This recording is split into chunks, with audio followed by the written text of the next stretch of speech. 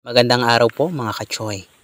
At dahil nga nabitin po ang ating historya ng aking buhay, ito na po ang part 2.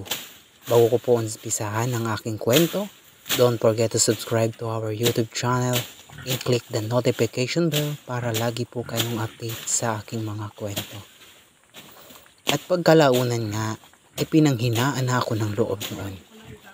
Dahil sa Maynila pala, kailangan ng edukasyon. Para makapasok ka ng trabaho, ay kailangan mo ng diploma at kailangan mo rin pala ng pinag-aralan at work experience. At sa pagkalungkot ko dahil ako'y bigo sa aking mga plano, lumipas ang ilang buwan ay nagpasya na lang akong umuwi sa aming probinsya noon. Pinayagan naman ako ng aking ate na umuwi ng probinsya namin sa Quezon Province. Balik bayan ulit ako sa Quezon. Inisip ko na lamang na isang magandang bakasyon ang nangyari sa akin doon sa Kamaynilaan. Sapagkat nakagala ako sa mall, natuto akong sumakay ng jeep, ng bus, at natuto rin akong sumakay ng MRT na napapanood ko lamang noon sa TV. At nakakita rin ako ng mga building na napakatataas at mga sasakyang hindi na halos makausad sa sobrang dami nila. Pagkalaon ay umuwi ako ng probinsya. Hinatid ako ng bayaw ko sa terminal patungo sa probinsya namin sa Quezon Province. Bit-bit kong muli ang aking mga pangarap. May lungkot at ngiti ang aking kalooban dahil nga sa hindi ko natupad ang plano ko noon na magkaroon ng mabuting trabaho at stable sana na trabaho para makatulong ako sa aking mga magulang. Inisip ko na lamang habang binabaybay ko ang daan patungo sa aming probinsya na hindi pa huli ang lahat upang ipagpatuloy ko ang aking pangarap. Ang inisip ko noon, ako'y mag-aaral muli at tatapusin ko ang high school. At pagkatapos noon ay kung kakayanin ko mag-college, ay magka-college ulit ako. Nakatulog ako sa sasakyan habang binabaybay ko ang daan patungo sa aming probinsya. At nang pagising ko ay nasa Grand Terminal na ako ng Tagkawayan, Quezon. Kaya minabuti ko nang bumaba pagtawag ng konduktor ng Tagkawayan, bayan ng Tagkawayan. Dali-dali akong bumaba at bumungay ang aking mga mata dahil nga ito na ang aming terminal patungo sa aming lugar. Pagkalaon ay medyo maputi na ako, medyo chubby ng konti dahil nga na-standby ako ng ilang buwan sa ate ko. Maganda ang kutis ko.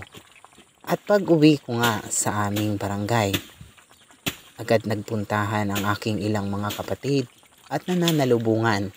Kinaugalian kasi doon sa aming barangay na kapag bagong dating ka, akala nila ay may magandang trabaho ka sa Maynila. At ang akala ng iba ay yayamanin ka na kapag nakapunta ka ng Maynila. Ganun na lamang ang pasasalamat ko dahil pinabaunan din naman ako ng aking kapatid ng kaunting pasalubong sa aking mga kapatid at ilang kaanak. Pinasalubungan syempre, hindi mawawala kapag uuwi ng probinsya, ang special na biskwit. Biskwit na nasa lata. Ayan, yan po ang mga pangunahin na pasalubong kapag umuwi ng probinsya. Naglagay ako ng biskwit at binalot-balot at binahagi sa aking mga pinsan at sa aking mga kapatid. At ganun pa man ay labis ang tuwa ko dahil naranasan ko at na-experience ko na ang Maynila. Nagkaroon pa rin ako ng pag-asa, lalong nabuo ang aking pangarap at ipinangako ko sa sarili ko na babalikan ko ang Maynila. Nagpasok ka na nga noon at nag-enroll ulit ako ng high school. Subalit sa hirap nga ng buhay, ay pagbakasyon ay nagtatrabaho ako. Nag-working student kasi ulit ako noon. Kasi nga hindi na ako maasa sa magulang ko dahil ang alam ko sa sarili ko malaki na ako. Kaya ko nang suportahan ng sarili ko sa pagtitinda sa palengke ng kung ano-anong mga dahon ng gabi, kangkong, labong, at kung ano-ano pang produkto na galing sa bukid na pwedeng pakinabangan at ibenta sa kabayanan. Ganun ang ginagawa ko.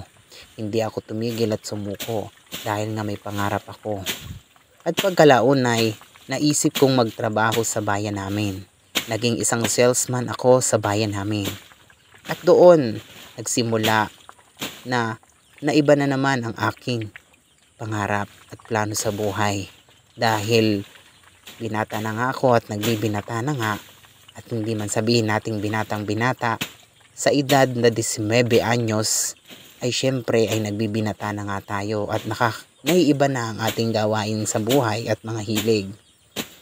Dahil nga medyo napapagod na rin ako magtiyangge, hindi naman sa inaayawan ko ang trabahong pagtitinda ng mga produktong gulay galing sa bukid, kundi gusto ko rin namang maiba-iba ang aking trabaho.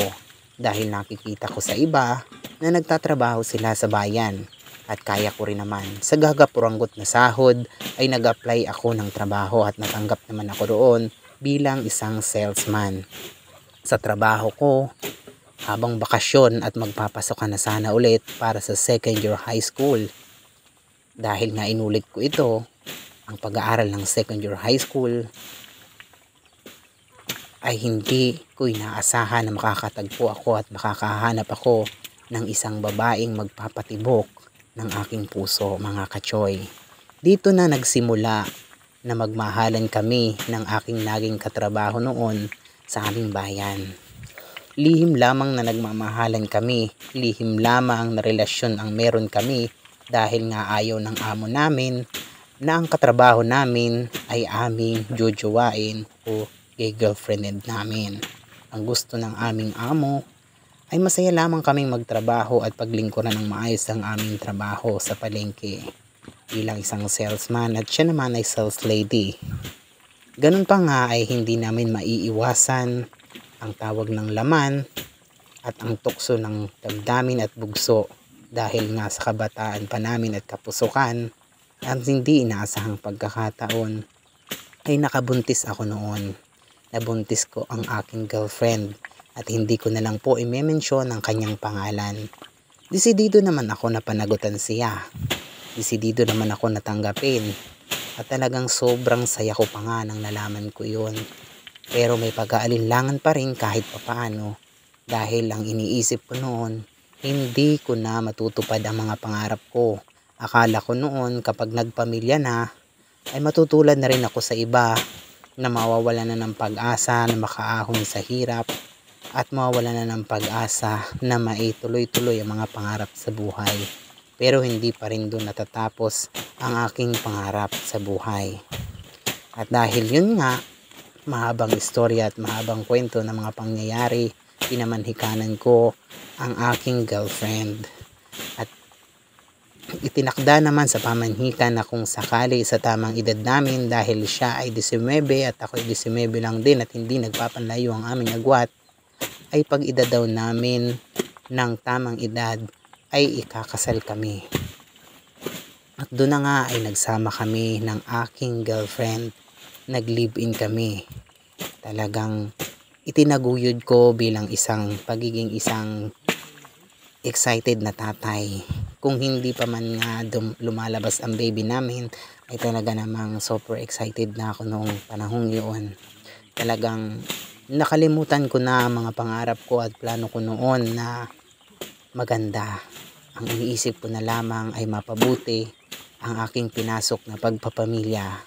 Halos ang gabi ay ginagawa ko ng araw para lamang kumayod, para lamang matustusan ang aking asawa at ang mga pangangailangan sa bahay. Iba na pala pag may pamilya ka at hindi naman sa pagmamalaki.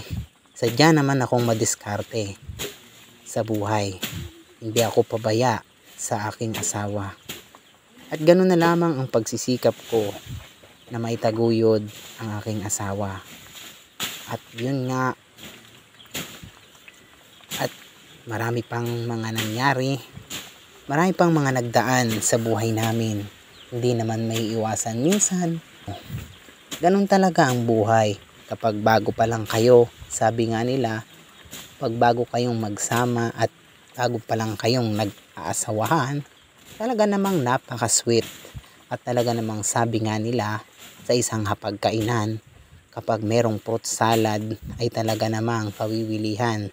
Ganun ang pag-ibig. Sa una talaga, sobrang saya. Pero ito ay nakadepende naman din sa iba. Pero yun kasi ang naranasan ko base sa mga experience ko sa aking nakaraan. At hindi pa rin natatapos dito ang aking kwento. Please po don't forget to subscribe to our YouTube channel and click the notification bell para lagi po kayong update para sa ating part 3. Maraming salamat po sa pagtingkilik ng aking YouTube channel at sa pakikinig ng aking True Life Story episode. At yun na nga po, pagkalaunan, habang lumalaki ang tiyan ng aking misis noon, ay nagiging mainitin ang ulo niya at nagiging irritable sa kanyang sarili. Dahil nawawala na daw ang forma niya, nawawala na raw siya ng mga nais niyang gawin ay hindi na niya nagagawa. Yan ang sinasabi niya lagi sa akin. At dahil nga siguro nakikita niya na sobrang hirap ng buhay namin noon, dahil nga pagkakarga lamang ng niyog ang aking hanap buhay at pag-uuling at pagbubungkal ng lupa. Siguro ngayon naiisip niya noon na ang panahon na nagtatrabaho kami ay masagana kaming nakakagala, nabibili ang gusto.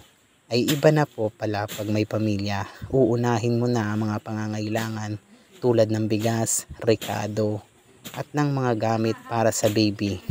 Ganun na lamang po ang naging kwento ng aming buhay.